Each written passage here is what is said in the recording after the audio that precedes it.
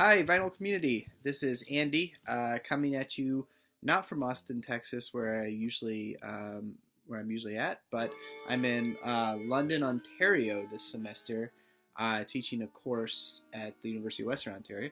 So I've been hanging out here, living with my co-author, and doing some record shopping in Canada, which has not been always easy. Prices are a little bit higher, taxes are high, but I've recently gotten some cool stuff, either through private sellers or I went to Toronto and hit up some really cool shops and spent more money than what I usually would, just because I was seeing some stuff that I've never seen before. So I wanted to show you guys some records that I found recently. So I think a while back I had shown a Mal Waldron trio on Enya Records. And ever since I got that record, I've been trying to find everything that I can on Enya. I really like the sound of their recordings. It has a lot of kind of post-bop jazz on it for the most part. Not that avant-garde. A little bit avant-garde, I guess. But sounds great. I think they're always live recordings. They always sound so good, and I like the music a lot, especially the Mal Waldron stuff. This one's even a little bit freer than the other one I have. This has Lacey playing with them on here on soprano, and I don't know the other guys, but that's a good record if you see it. Should go find that for under $20. It's a good record. Get it. I got that at Cosmos West in Toronto on a trip there. I'd never been to Toronto, so I went record shopping.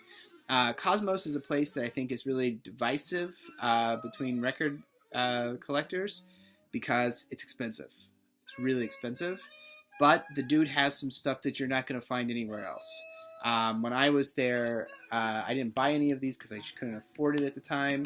But he had, I think, every Andrew Hill Blue Note available, original pressings. Ears on the ones that should have them. I can't remember which ones do and which ones don't, but like all originals. He had some Bobby Hutcherson stuff that was original. I mean, like $200, $300 records, and he was charging $200 or $300. It wasn't like he was giving a discount.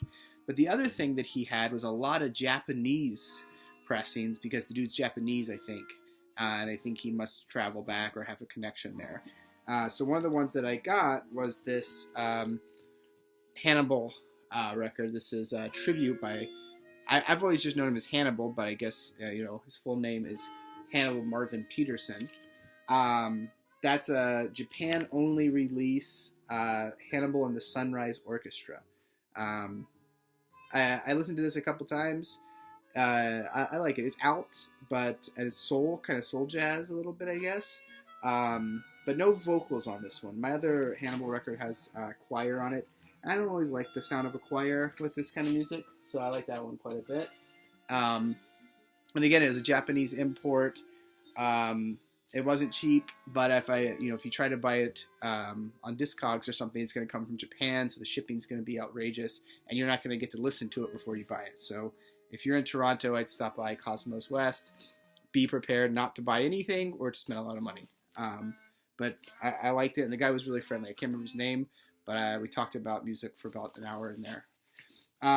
There's a record shop here in London called Grooves, and it's got, every once in a while, it'll have something really interesting.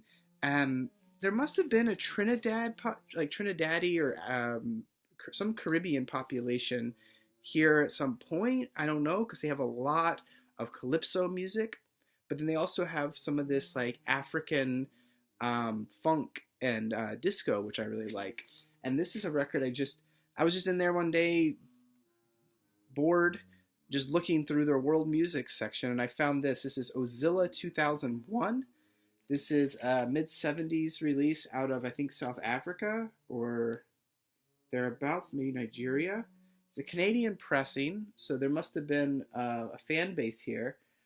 The cover itself, you just got to get that. If you see that cover, it's so cool. The outfits, it's like village people on the moon, but it is like funky disco. Really great, like Afrobeat funky disco stuff. Oh, it's so good. I looked for some of the guys' other records, and they're harder to find, I guess.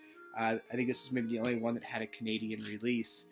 The rest were all either African releases or French. I guess if you were in France, you could probably find this kind of stuff, given that they have the African population there. But that was really cool music. If you see that guy, grab it.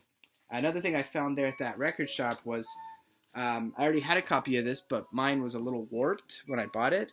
And so I went ahead and got this. This is Lamb Chop's most recent album. Lamb Chop's just a contemporary, alternative rock band from North Carolina. I like a lot. So grab that at that record shop. So Grooves in London, Ontario. If you're in town for some reason, teaching at University of Ontario, whatever, I don't know what people come through here, but that's a good place to go. And then today, I found some really good stuff. I'm really happy with my haul today, actually. I was at a record fair here in London, just downtown, and somebody had brought, either they had purchased a big lot of jazz records, or they were the ones who owned them originally, because I had seen this on Craigslist, or Kijiji, the Canadian version of Craigslist. I had seen this posting back on Friday of, you couldn't tell if they were originals from the photo on the posting, but it had Sonny Clark, Cool Struttin', and another Sonny Clark, I can't remember which one, photos on top of crates with all these Jackie McLean Blue Notes. And I thought, and they were wanting $5 per record. And I went to my friend, I said, hey, we need to try to get out there, because if those are originals somehow, and they're actually charging $5 per record, that's amazing.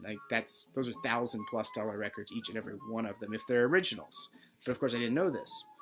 Well, we emailed them, they never got back to us. And so these people must have either been the people who made the listing, or they got there first, because they had all of the same records at this fair. And big surprise, they weren't originals. I think who knows where those originals are these days, right? But some of them were early pressings, but not original pressings. So some of them were Liberty, early Liberties. But most of them were the United Artists, which I don't usually grab it unless I really have, unless I'm really desperate. One of the ones that I grabbed was this Dialogue Hutcherson record. So this has, quite a group on it. It's got Freddie Hubbard, Sam Rivers, Andrew Hill, Joe Chambers, Richard Davis, and it's a Bobby Hutcherson led date. This is not the very, very first pressing. That's a 65, I think, pressing. So the very first one would not have the Division of Liberty, I guess. It would have had New York. But it's Rudy Van Gelder stamped. Great shape, except for this tape on the spine. But that's a great record. I really like Bobby Hutcherson in the free jazz genre when he's using those vibes to create something more than just it's not like a Milt Jackson kind of vibe sound. It's really cool. And then the other one that this guy had, and this is what I'm listening to now, is the classic Out to Lunch. I had a blue United Artists era pressing of this that I had sold because it was a bit noisy, and I just figured I would wait and find an original or something. So this is a Liberty. It's a later Liberty, but it's still better than the one I had. And it was only $20, so I grabbed it. That's what I'm listening to now. This is one of my all-time favorites. It's the Dolphy. The only early pressing that the guy had was this Horace Silver. I like Horace Silver. I don't love him. He's, a bit old-fashioned sounding for what I want to listen to most of the time. But it was $20, and so I grabbed it. It's got the ear, it's not an original pressing of that. It's probably a 63 or 64, something like that pressing of that one. So I grabbed it. I'm willing to roll the dice on something that I don't actually love, but down the line I could sell that or trade it for something I like better.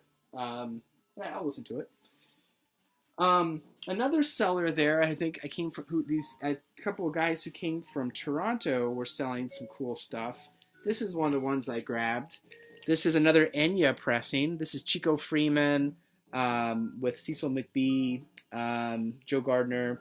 I don't know the other two guys, but it's an Enya pressing from the early 70s. Super spiritual. It says modal. It's pretty out there from what I listened to, just the first side. But I liked it. I thought it was pretty cool.